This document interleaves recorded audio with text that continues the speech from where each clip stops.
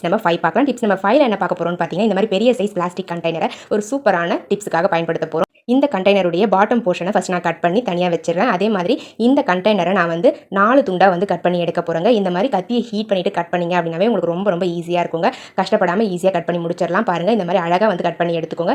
மேலே இருக்கக்கூடிய அந்த போர்ஷனையும் நம்ம இன்னும் ஒரு பீஸை கட் பண்ணி முடிச்சிடலாம். பாருங்க, மொத்தம் வந்து பார்த்தீங்கன்னா 4 பீஸ் கிடைச்சிருக்கு. இப்போ நம்ம அந்த மூடியை வந்து போட்டு விட்டுறலாங்க. அவ்வளோதாங்க. இந்த 4 போர்ஷனையும் எதுக்காக யூஸ் பண்ண போறோம்னு பார்த்தீங்கன்னா, நம்ம டைனிங் டேபிளில் இது ரொம்பவே யூஸ்ஃபுல்லாக இருக்குங்க. இந்த மாதிரி நம்ம சாப்பிட்ட பிறகு மிச்சம் இருக்கக்கூடிய அந்த பொருட்களை அழகாக இந்த மாதிரி உள்ளே வச்சுட்டு நம்ம ஒவ்வொரு பிளேட்டாக வச்சு அழகாக மூடி விட்டுறலாங்க. பாருங்க, நான் எப்படி க்ளோஸ் பண்ணுற பாருங்க. இந்த மாதிரி நீங்கள் அந்த பீசஸை யூஸ் பண்ணி க்ளோஸ் பண்ணுறதுக்கு இந்த பிளாஸ்டிக் கண்டெய்னர் ரொம்பவே யூஸ்ஃபுல்லாக இருக்குங்க.